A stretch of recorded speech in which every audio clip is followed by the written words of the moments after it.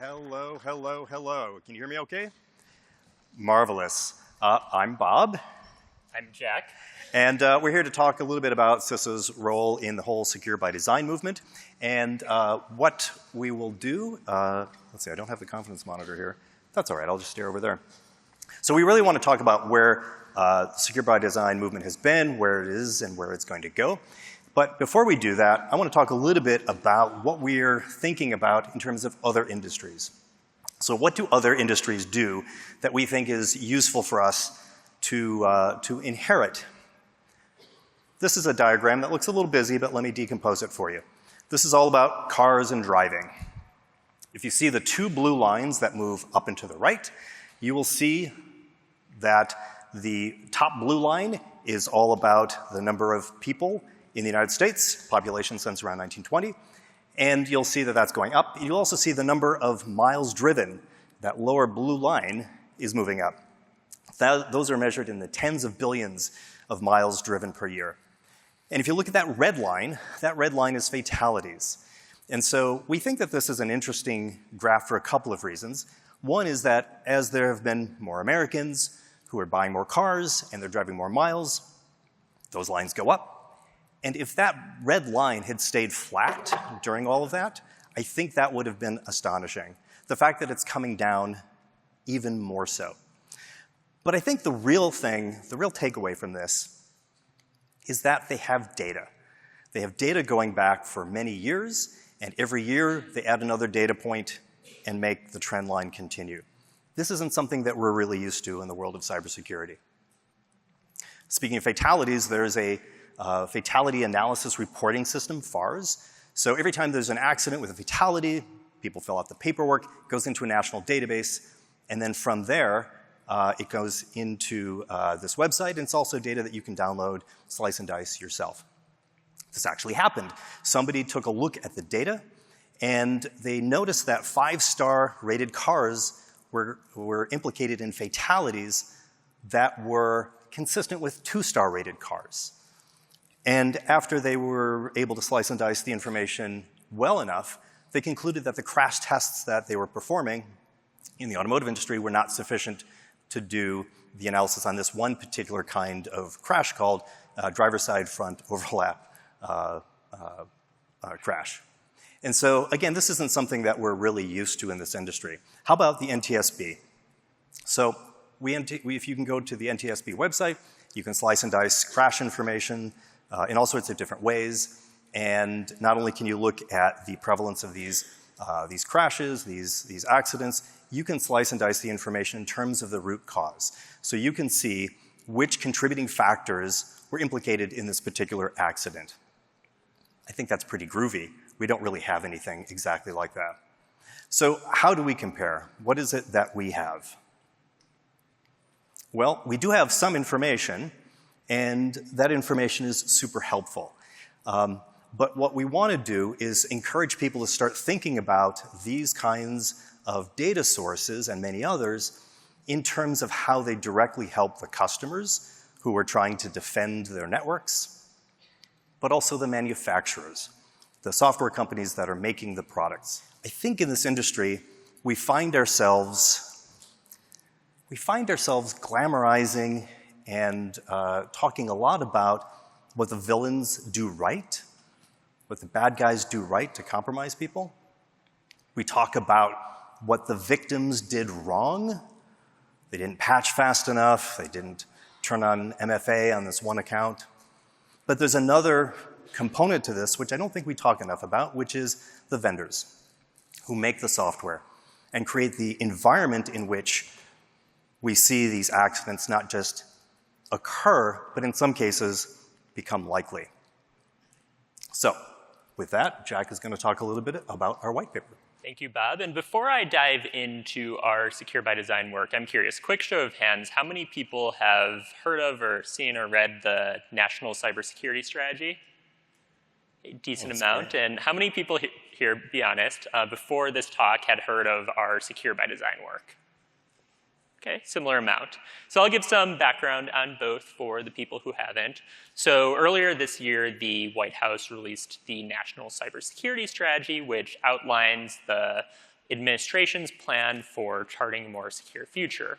And one of the core pillars of that is around shifting the burden from those least capable, whether that's small businesses, state and local government, nonprofits, school systems, et cetera, to those who are most capable. And namely, the work with our Secure by Design program is shifting that burden onto technology manufacturers who are most capable of making their products secure from the start, which alleviates the burden for everyone else.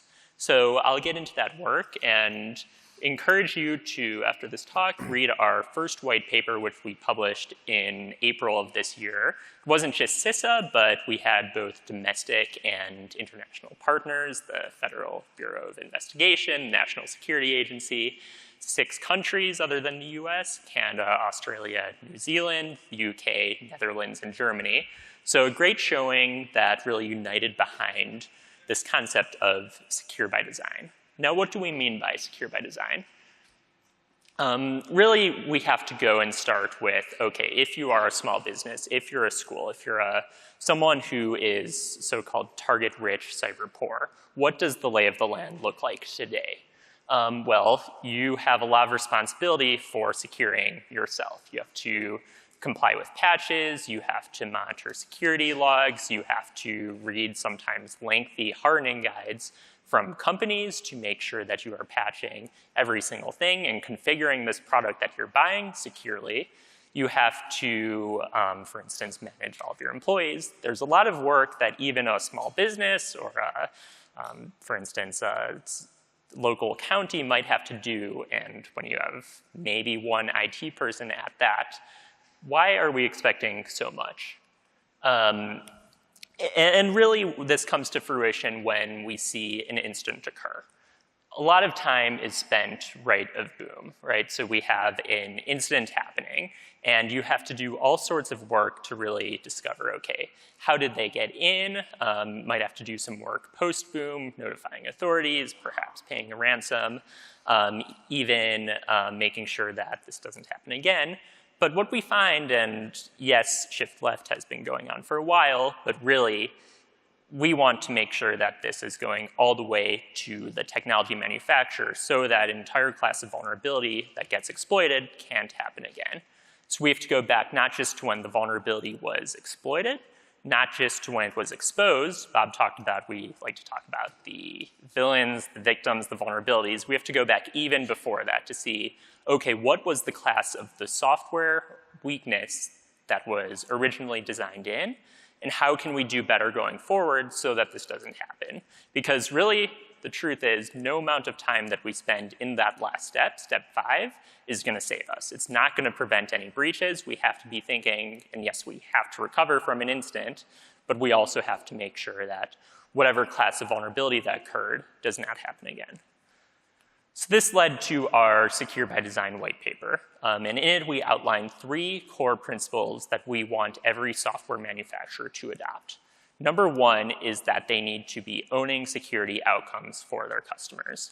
So it's not enough for a software manufacturer to build a product, ship it out, and then whatever happens, happens, and it's up to the user of that product to bear that responsibility. But really, the manufacturer has to make sure that wherever it's deployed, by default, by design, is secure so that customers don't have to bear that responsibility. That's the first principle. Second principle is around radical transparency and accountability. We don't think we can get ourselves out of this hole that we're in today if we can't be honest and open about what is and isn't working. And this is both around the successes, where we see some companies highlighting ways, for instance, they've shifted to phishing-resistant multi-factor authentication, or working on adopting even basic forms of multi-factor authentication among their users and publishing statistics about that. We also see this, for instance, in root causes of vulnerabilities, where, fun fact, right now, if you try and see, okay, what % of CVEs are caused by a memory safety vulnerability or some other class of vulnerability, and surprise, you can't tell because the data isn't solid. We don't have great mapping. Many companies aren't fully reporting what weaknesses are behind the vulnerabilities that they're putting out. So as an industry, going back to the car analogy, we don't have that data to tell us what are the root causes of what's happening, where should we be focusing our efforts so that we can do better going forward. Okay, third principle is that manufacturers have to build organization structures to account for security. So it can't be relegated to the CISOs in the organization to solve everything. The CISO can't be the scapegoat. The CEO of the company has to set the prerogative that security is really an imperative for that organization, and that has to be reflected in everything the company does, whether that's their annual financial reports, whether that's the reports to the board, et cetera. They need to make sure that security is seen as a priority, because if it's not, speed to market will always win. And we've seen the consequences of that. Okay, so let's get into the technical details about secure by design and secure by default. So what are we talking about when we say those words? Secure by design, and again, we'll make many analogies to the car industry because, let's face it, we've seen a lot of successes there, and we want to see if we can model some of our work after that. So again, this is a business level goal that the executives set. This needs to be started even before the design phase. So yes, it's secure by design, but even before you design your product, you need to make sure that, for instance, you're considering the threat model and considering how are users going to be trying to exploit your product. And yes, there are real trade-offs. Bob will get into that a bit more in a little. But what we're asking for isn't free. It's not always easy. There's going to be costs associated with this. But in the long run, our argument is that this is better for everyone because we see the massive costs of data breaches, of hacks today, and that's not going away anytime soon. That's only going to increase. So maybe a small investment up front can really help to alleviate some of those costs on the back end. And fourth is perhaps the most important. This can't be added on later. We see this all the time where there's this whole industry, why we're here today, of security products that are made to compensate for the poor security of tech products as they come out. And while we won't ever be able to get away from that fully, we need to recognize that we should be able to expect a basic level of security from the products that we depend on. Bob, why don't you tell us about the camber comment? This is one of my favorite slides. A little segue here. So in reading of the history of automotive safety and going back to the 60s, there was a car that was documented in Ralph Nader's book, Unsafe at Any Speed, which is the title of this particular talk. And in it, he talks about the Corvair. And the Corvair was implicated in a number of what they call one-car collisions. In other words, driving down the street, the car would sometimes just flip over and maim the person who was driving. So this is a problem. This is a problem. But fear not, we have a solution. And the solution is this camber compensator, which you can, if you know that this is a problem, you can find it, you can order it, you can have a mechanic install it at your own expense, and it will promise you things like keeping both wheels working when cornering or driving in gusty winds. This is from their ads. The result is improved handling and road holding stability, particularly at speed, because the car was just so dangerous by design. And when you read the comments in Reddit, one of the things that you conclude is, after you do all of this, it's just not clear that this thing actually helps. What a metaphor for cybersecurity. A lot of those camber compensators today. Okay, what are some examples of secure by design? So we call out quite a few in our white paper. Again, go read that. That's on our website. But some that we like to talk about, for instance, are memory-safe programming languages, and show of hand, how many people know that 2/3 of vulnerabilities in memory unsafe languages today are caused by memory safety vulnerabilities? We've got a few. A couple hands. A few, yeah. Well, it's true that a remarkable... Oh, wait, they work at CISA. Not fair. Cheaters. Cheaters. Now everyone here knows, so next time I do that. Now you all know. We all know. So 2/3 of vulnerabilities in memory unsafe programming languages, memory safety vulnerabilities, that can be eliminated essentially by shifting to a memory unsafe language. Now, or shifting to a memory safe language. Now again, there's going to be trade-offs here because it's not a cheap task to, for instance, go and rewrite your code in a memory-safe language. But once you do that, you're done, and you can reap these security benefits. So for instance, if you're a company designing a new product today, it makes a lot of sense to build that product in a memory-safe language because, again, you can eliminate so many vulnerabilities just off the bat. Now again, that's not the only type of weakness we want to eliminate. We also list things like parameterized queries up here. SQL injection vulnerabilities have been the news. We've known how to eliminate that class of vulnerabilities for decades, and yet we still see that time and time again. And there's other activities we call out too. Software bill of materials, big fans here at CISA. We think that that can be a core part of really enabling transparency into what software components are used by a piece of software so that organizations can then understand whether or not they're affected by certain vulnerabilities. And we list others, vulnerability disclosure policies with strong legal safe harbor. If you're not receptive to feedback from security researchers, and if you're not integrating that feedback in to eliminate those root causes of those vulnerabilities, are you really building your product in a secure by design way? So again, these are just examples of the sorts of actions that companies can be taking. But we really think that by shifting towards this mindset of, okay, how can I eliminate an entire class of vulnerabilities for my users? How can I begin to take responsibility of those security outcomes? Can I really make sure that the burden isn't on those small organizations, school systems, hospitals, et cetera, but rather those who are most capable are able to take control of that? Bob, let's hear about secure by default. Yeah, let's do that. And of course, many, many more. All right, so we've established that there are things that need to be as part of the design. Those cannot be added on after the fact. These are things like crumple zones that have to be there from the very beginning, actually before the designs are started, collapsible steering columns, things like that. Defaults, a little bit different. So think about things like the configurations that the product arrives with set by default. So we want to make sure that the configurations, of course, there are lots of settings on any of these products. There have to be to make sure that they accommodate lots of different use cases. But the security of the initial settings needs to be a top priority. And we really want the manufacturer, again, to take ownership of the outcomes, and we want them to think about what is actually happening in the field. In the field is a very messy place. This is not an easy ask, but the field is where the rubber meets the road, and that's the only way where the organizations are going to be able to take true responsibility.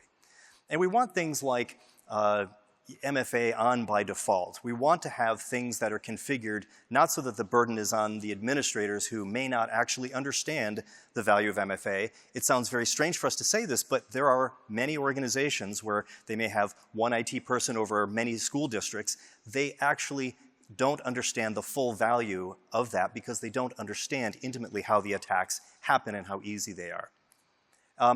Hardening guides. Has anybody here actually had to apply a hardening guide? Probably most of you at some point. Yeah. So the trick is you have to know about the fact that the products are not safe by design.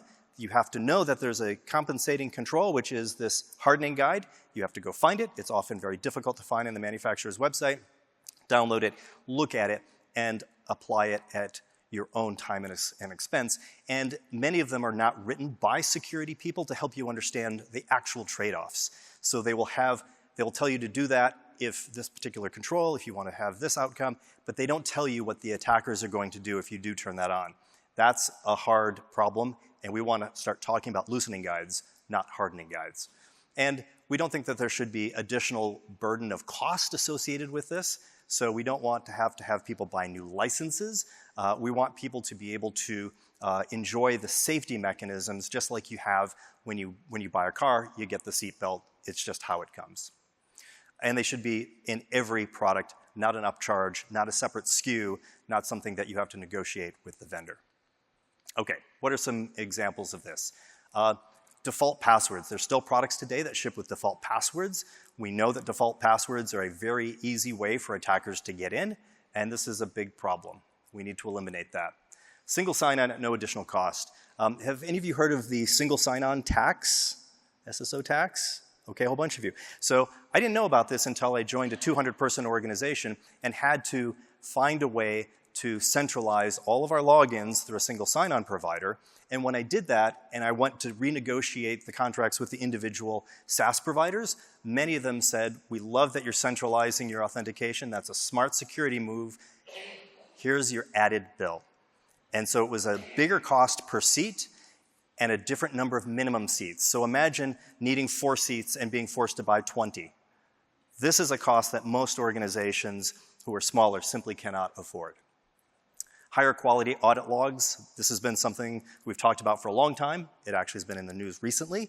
The way that we want to do this is in that earlier graph where we showed the incident response, we don't want to have at that moment the incident response people to say, where are your logs? And for you to say, we didn't pay for them. That's not a situation organizations should be in. And again, we want to reduce the burden of the hardening guide. We want to actually reduce it to close to 0 and think about loosening guides as the mechanism that we use to think about tuning. Setting the user experience. Out of the box, we want to make sure that these are tuned for security and that customers understand the implications of changing that. If they decide to make a change that is going to reduce their security posture, they should have an opinion. The product should have an opinion about that. And lots more. We have a big ecosystem that we have to start talking about. It's not just the software manufacturers. We have to talk about open source. We'll talk about that in a minute.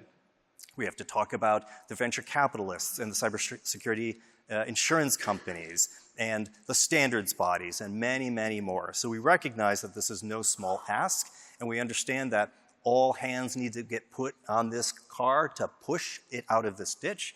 This is, again, no small ask, but we need to be in the position of identifying the big problems and then going after them, and we need to stop rearranging deck chairs on the Titanic. Okay, shifting the balance. You doing this one or me? Yep. Oh, great. Think a little bit about the product development lifecycle. This is the thing that we get most comments on. So when you think about the way that the software manufacturers develop, there's just a lot that goes into that. And when we say we want to start talking about ways you can improve your development practices so that things are secure by design, they start talking about the costs in this area. And that's completely legitimate. It's going to take some refactoring. It's going to cost something. We also want to expand the aperture, and we want to start talking about what happens after you ship it, after you start getting reports of vulnerabilities. This is a well-established pattern in lots of manufacturing industries. They understand really intimately in a real fine-grained way how the defects occur in the field, and they chain that back to the actual multiple contributing factors to that, and they resolve that. Given that we see the same bugs, same classes of vulnerabilities from the same vendors over and over again, we think that there's a big opportunity for organizations to streamline here, and there may be big opportunities for them to improve. But we also want to expand the aperture to the folks who are deploying this stuff. So left of boom, what did I have to do as a CISO? Well, I had to go buy security products. We talked a little bit about that. I had to go hire staff. That's always a challenge. We had to pay the single sign-on tax. We had to deal with insurance, consultants, and so on. And then we also wanted to pay the soft costs. So we had to apply the hardening guides and do the patching. And we didn't have the CPGs when I was a CISO, but if you're CISO now, you should apply the CPGs. Right of boom, same thing. All sorts of hard costs, paying for cybersecurity consultants, paying for outside counsel, and then loss of executive attention. When I was dealing with big breaches, let me tell you, that was a major cost. And there's no dollar figure that can go with that, but it's a big problem. And since you cannot do all of the things, you end up with residual risk. So that residual risk is a very big problem. And largely what we're talking about is taking the entirety of all of these economics and trying to figure out how we can work together to move the balance of risk over as far left as possible. We don't have time to talk about the national security delta in detail, but the idea is if everybody is well-informed and rational, they make their own cybersecurity decisions, the net effect for the entirety of the nation is actually greater than the sum of the risks associated at the micro level. So we have to assume that everything is connected, and there are going to be implications for certain decisions made lower down in the chain. Bottom line, we want to move the costs to the left. So, Jack, tell us a little bit about the strategy. Great. So where are we going with all of this, and how can you get involved? I bet lots of you are wondering that. So first, we're putting together our strategy here at CISA for how we're really going to lead this transformation towards an ecosystem that is more secure by design. That involves a few pillars. First, really, we are working on establishing CISA's role towards this, both internal-facing and external-facing. We held a summit with every single CISA employee where we talked about what secure by design means and how CISA employees can start integrating that into their daily work. We're also doing things like this to get the word out around secure by design. Our second pillar is around getting the right data. As I mentioned earlier, right now we don't have the, for instance, the type of data we have in the auto industry. We don't know how crashes or cyber attacks are changing over time. We don't know what those root causes are. We really don't know where we need to tackle to get at the bottom of this problem. So what we're going to be working on is using some of the levers we have at CISA, for instance, working to help reform the CVE and CWE, common weaknesses enumeration, to ensure that all vulnerabilities really can properly encapsulate the root cause of that vulnerability so that as an industry we can tell where we're improving, where we're getting worse over time.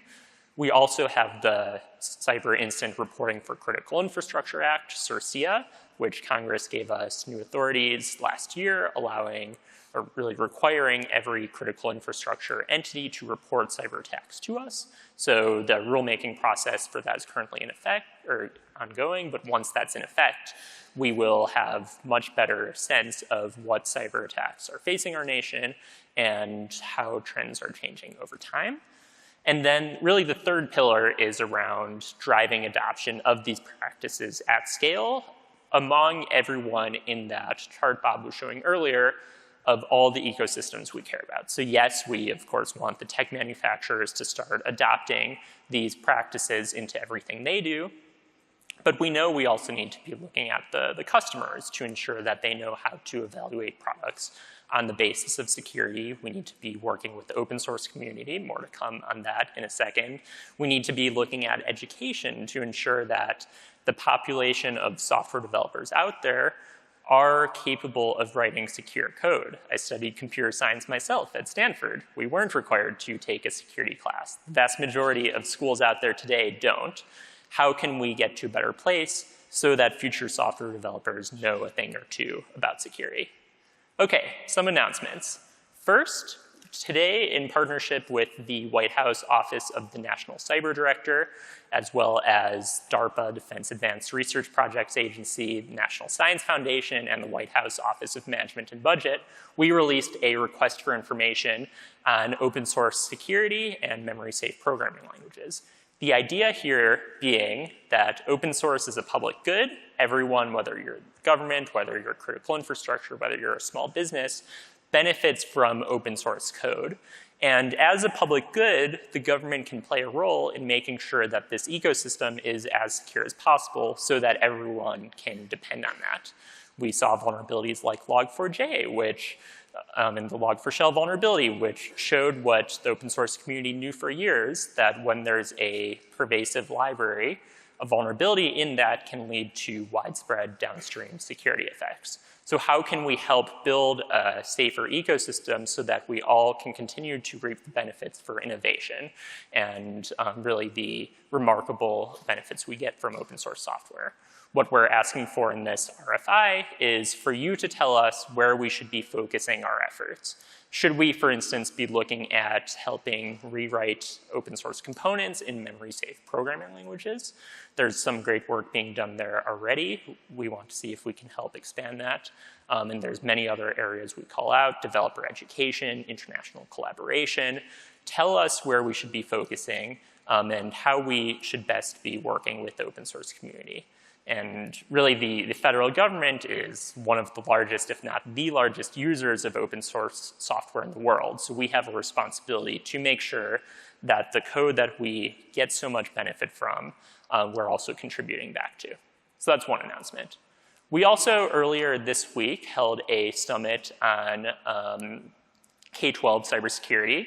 This was associated with the White House's summit you might have seen earlier around K-12 cybersecurity. The First Lady, cabinet secretaries were there really to demonstrate and explore how we can get to a better place where school systems aren't constantly getting hit by ransomware, so that students can really learn uninterrupted, so they shouldn't have to worry about cyber criminal groups in Russia or wherever else. They should be able to focus on their learning. So prior to that summit, we held a workshop with major education technology vendors looking at how we can help them apply Secure by Design to their products so that schools really can benefit from that. Again, in line with our principles, we want these vendors to be owning security outcomes of their customers. There's some great work being done already, and we're excited to collaborate even more going forward with these companies. Stay tuned for more on that. And then we also have some exciting work coming up at DEF CON. So I mentioned our first white paper. Well, we're working on a second. This one we're excited about. It's focused on how organizations can demonstrate evidence that they're building their products in a secure by design manner. What sorts of things can they be releasing publicly to demonstrate that? Maybe it's software bill of materials. Maybe it's a secure by design roadmap. So we're working on this document and we want your input. We're holding a workshop at DEF CON. That's in the DEF CON Policy Village, Saturday at 11 a.m. To give you a look at this white paper, we'll have actual red pens. You can make whatever comments you want on this. We'll take your input. We'll use it to make our document better. And we'll get that document out there. But we really want this entire community's feedback to help inform our efforts. Okay, so what can you be doing beyond those that I mentioned to help drive this forward? Take a look at our initial white paper. It's on our website. Look at the history of successes in other fields. Bob mentioned the auto industry. There's countless other industries that have undergone this transformation that have led to much safer products for us to rely upon. Take a look at that and start thinking about how we can apply that to our industry. And really, we want to work with all of you. So please do reach out. I'll show our email in a second. Come up to us, talk to us. We want to work with you to explore how we can help lead this transformation. And lastly, see how you can drive this change forward. If you're at a company, perhaps look at how you can help build a secure by design roadmap for your company.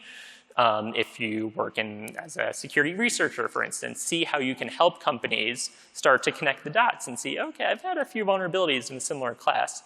Maybe I should start to look at and see what sorts of actions would have remediated that entire class of vulnerabilities rather than playing patchwork and trying to patch the vulnerabilities as they come up. With that, we'll now open for questions, and thank you everyone for coming to our talk.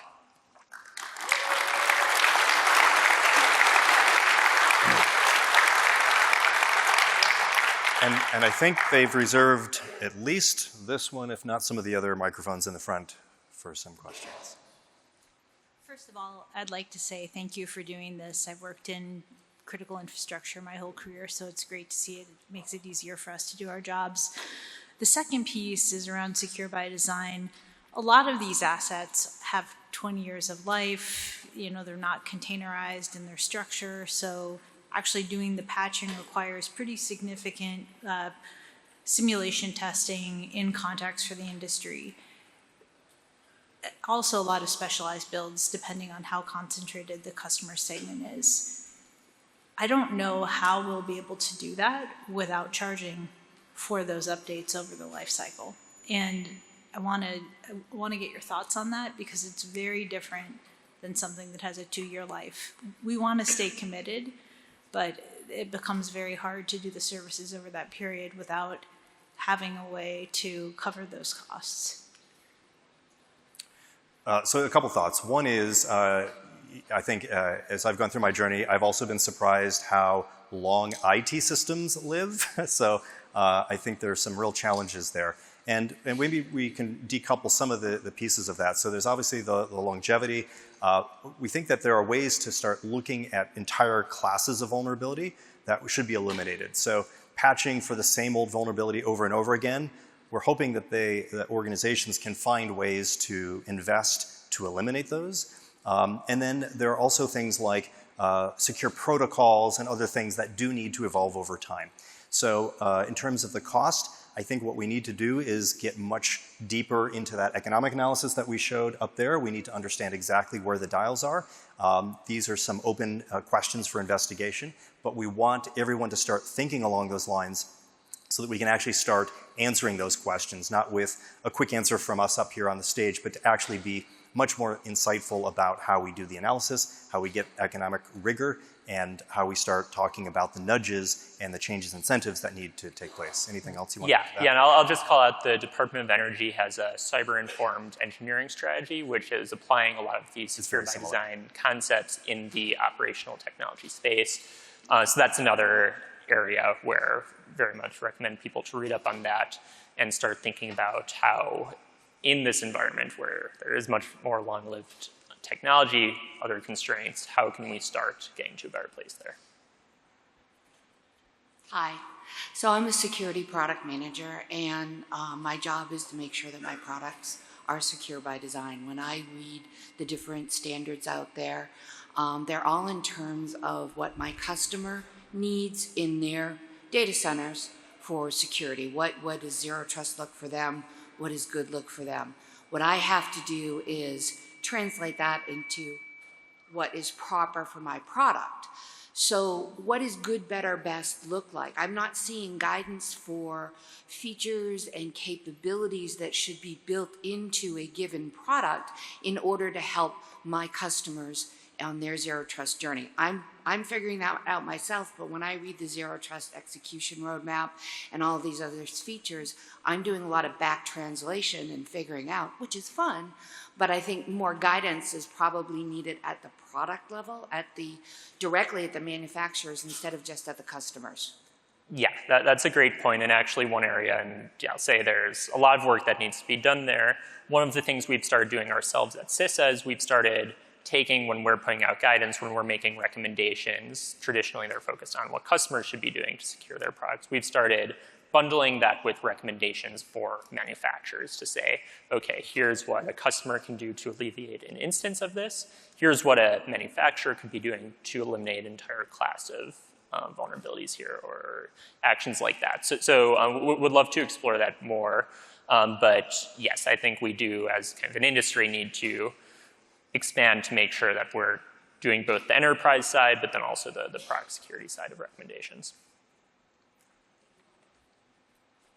Hi, thank you. Matthew Cash. So when we're talking about open source, and that's mentioned a lot during these talks, more than money or guidance, what open source projects are asking for is contributions.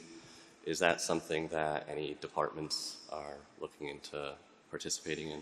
Yes, that's certainly something that we think about and want to expand. But for instance, at CISA, we already do. We have a policy that all of the code we develop by default gets open sourced. You can look at our GitHub. We have hundreds of repositories out there.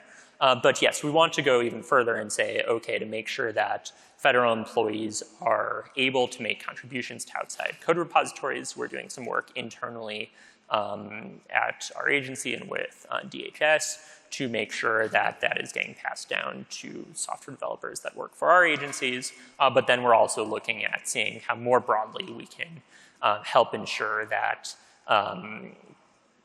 software developers in the federal workforce or contractors are able to help contribute there. Wonderful, thank you. Yeah, thank you. This will probably have to be the last question. Hello, I was curious with the shift towards secure by design, that's also going to be shifting a lot of liability, especially onto manufacturers and just general developers that may or may not be able to afford such costs. Is there a concern that this movement towards a more secure environment is in fact going to tighten up the competition field and possibly harm people?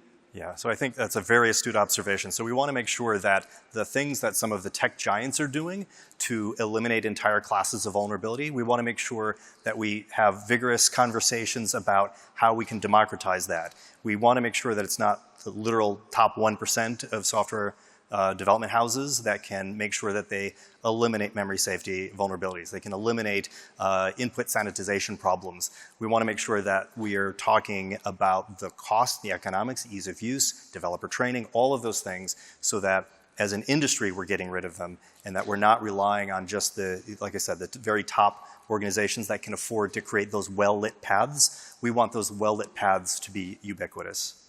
How we do that, we're going to need your help. All right. Thank you all very much. Thank you.